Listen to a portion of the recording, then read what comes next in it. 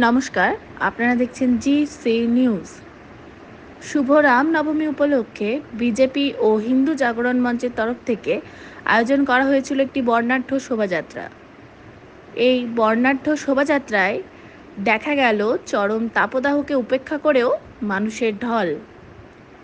এই মিছিলের বিষয়বস্তু ছিল চোখে পড়ার মতো।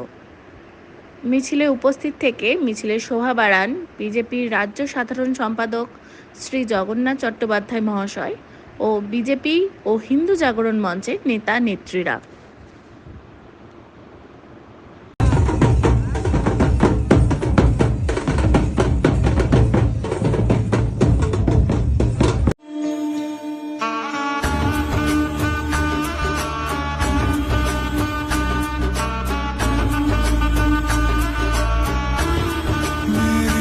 चौखट पे चल के आज चारों धाम आए हैं बजाओ।